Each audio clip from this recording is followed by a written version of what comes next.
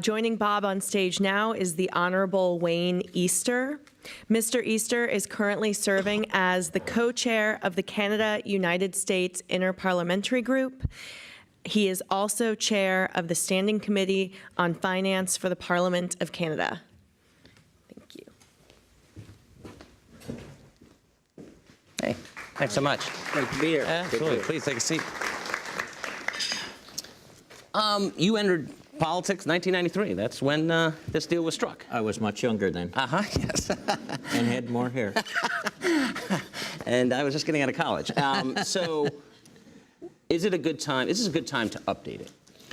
Well, there's no question the NAFTA agreement needs to be updated. I mean, in 1993, or when the NAFTA agreement first came in, we didn't even really have internet.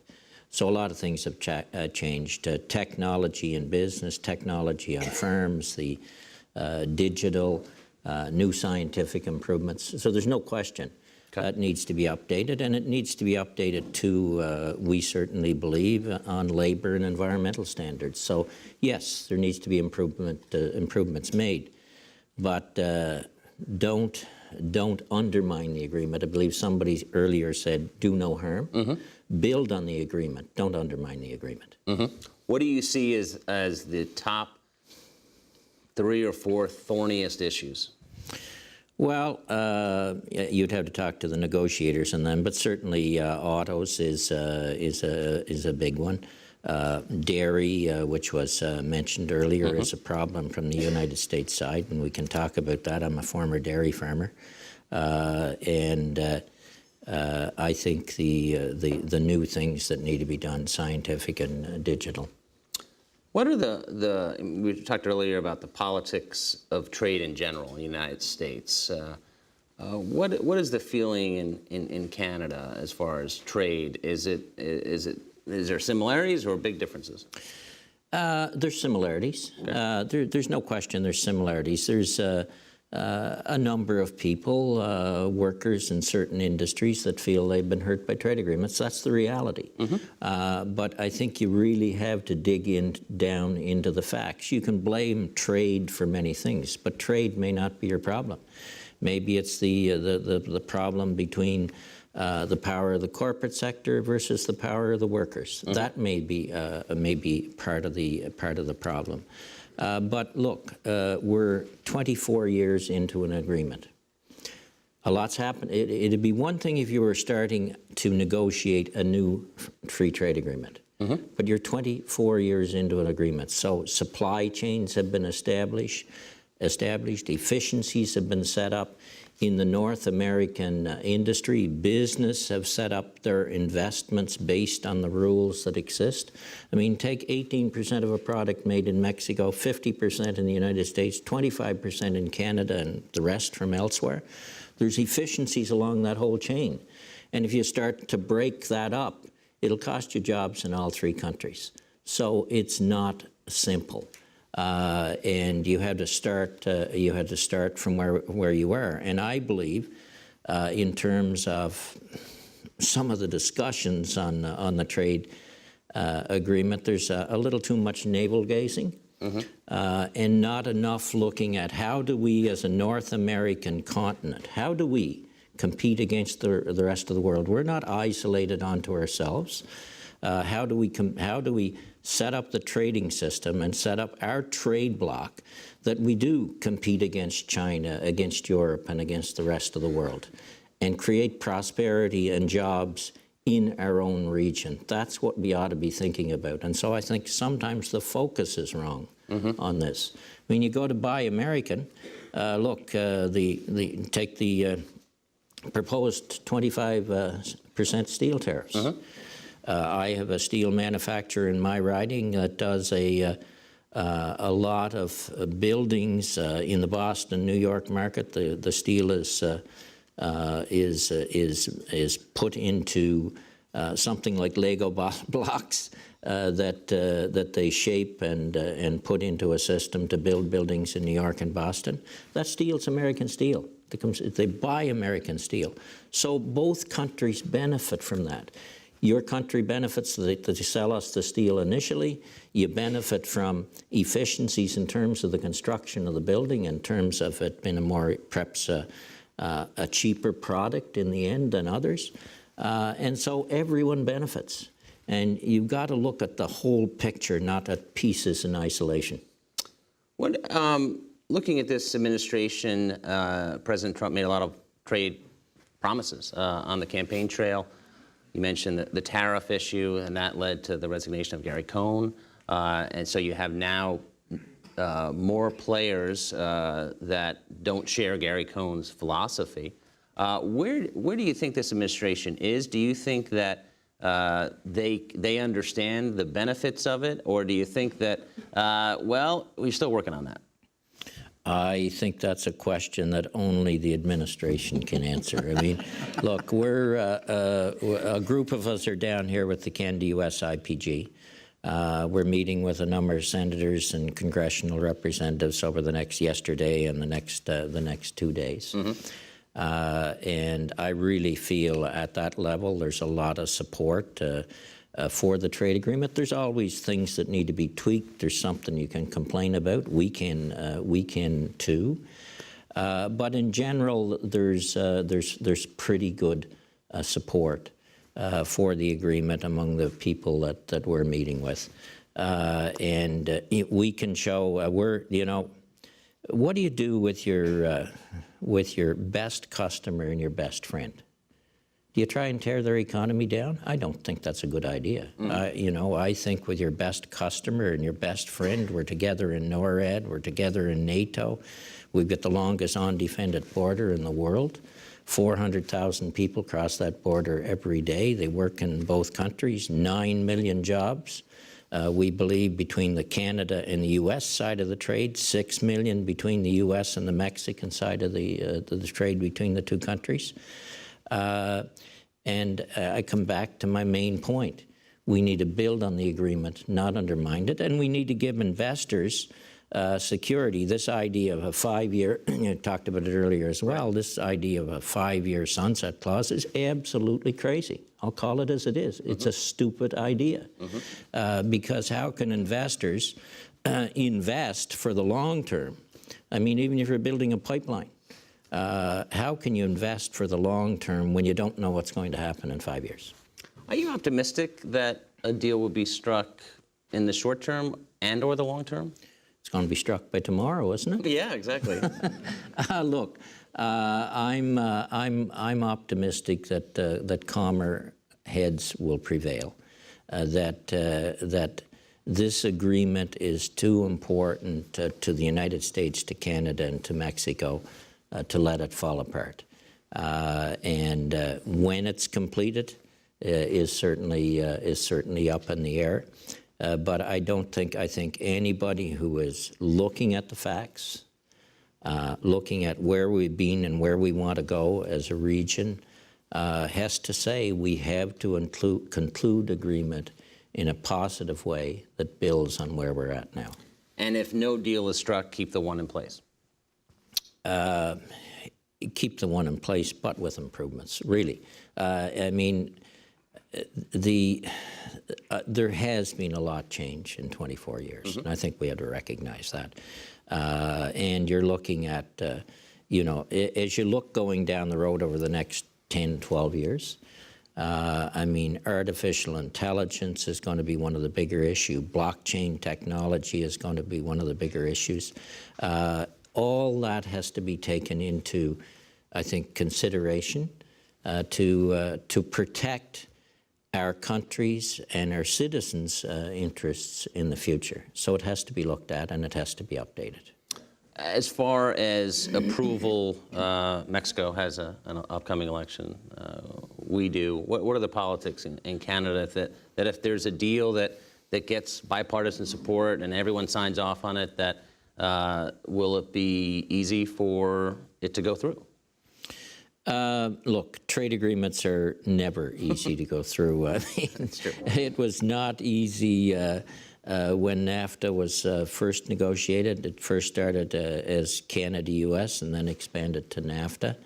and I was in the original government. I believe it was in 1993 when that occurred. And so it's never easy. There's always going to be opponents, because when you're looking at a big, complex agreement, there is so much you can pull out of it that, well, this affects me negatively. And in truth, there's always winners and losers in trade agreements on the ground in each of our countries. And so people are going to be impacted, but other opportunities also open up. And that's why I come back again. We have to look at the big picture. What do we do as a North American region to challenge the rest of the world and ensure that our people have economic prosperity, and we also become remain global players in terms of making a better world? The Trump administration and the president himself, he tweets about the economy. Unemployment is now under 4%, and as he reminds people regularly, the stock market is up since he was elected. Specifically, if the United States did pull out of the deal, I know that you said loss of jobs, but what would be the case? I was talking to a member of Congress recently, and he was talking to somebody from Europe, and basically the message was, this is not just going to affect these three countries, it's going to affect global. And the lawmaker was actually surprised by that. No, it'll affect it globally.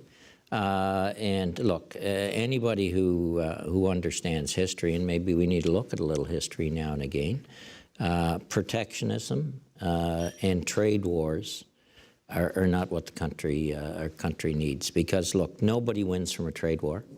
Eventually, things start to spiral downward. It leads to insecurity in terms of the economy globally. And I think I think what has to be focused on here again is how do you win-win-win in terms of this discussion? Tweaks have to be made, yes. And some fairly substantial changes probably have to be made, added on. But how do you make this a winner? And look back at history and where trade protectionism and increasing tariffs went. That's not where we want to be in 2019, 2020, and beyond. There is the WTO, the World Trade Organization, of which you can fall back on, and that's the global trade and investment rules. They're important and they're a good fallback position. But I think when we look at ourselves again, how do we assist ourselves in making ourselves more competitive?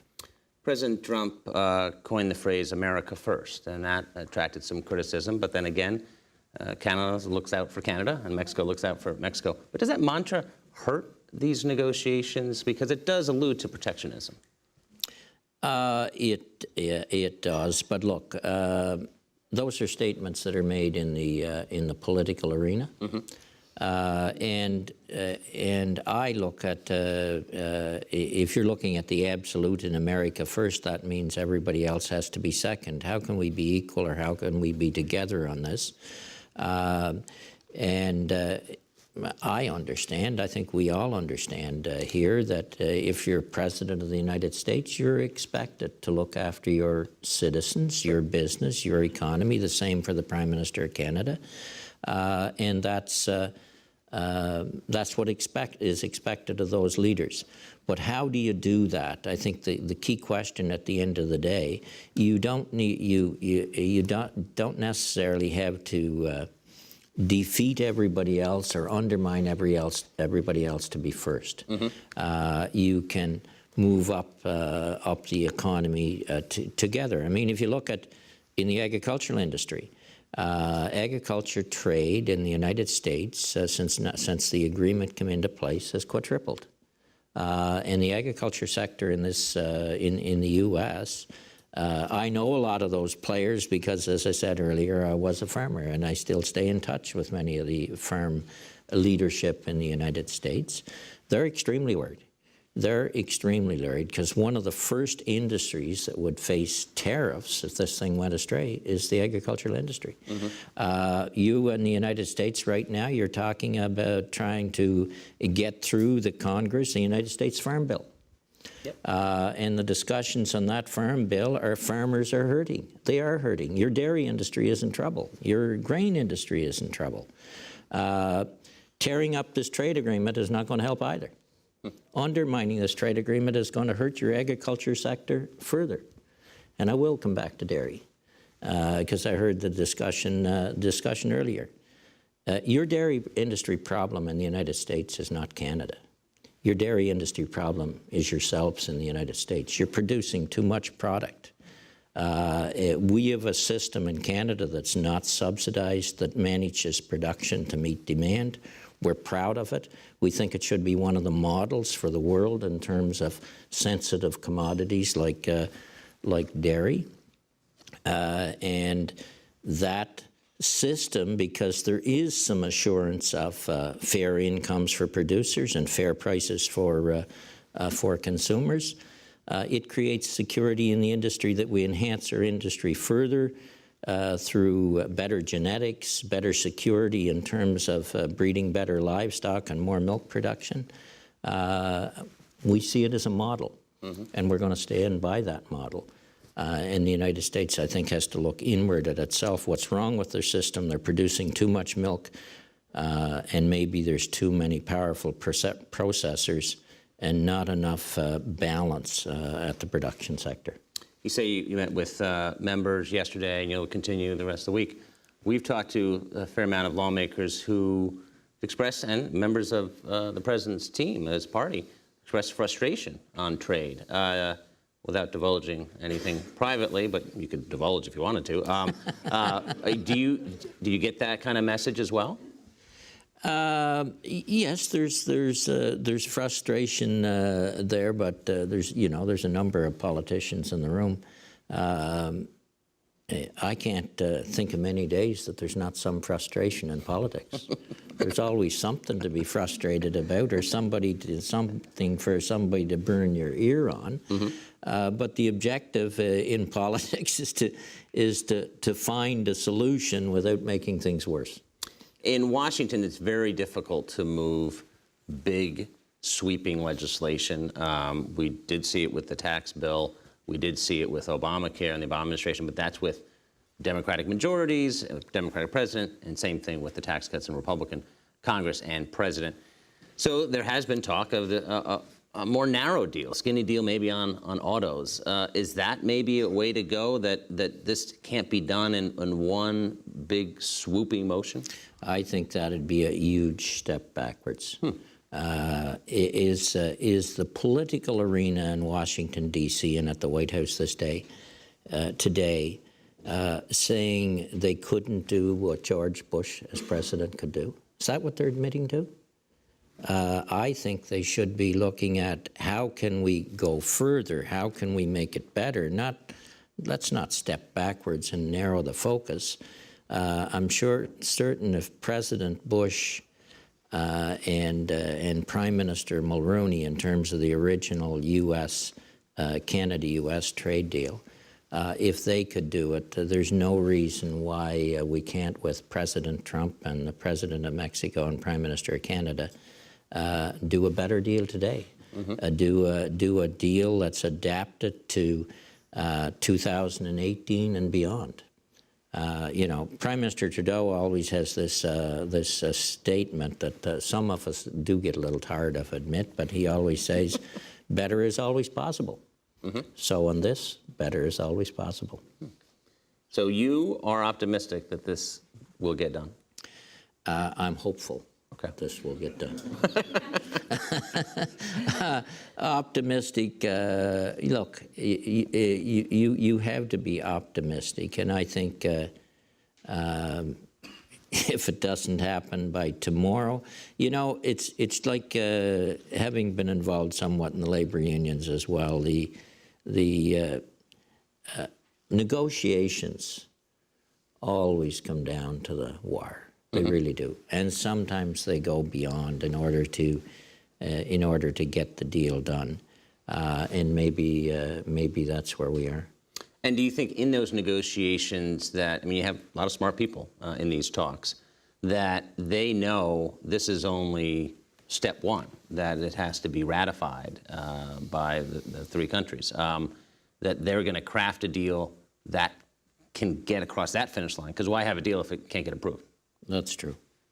That's true, and there is the reality out there, and I do think, and I believe somebody mentioned this earlier as well. I think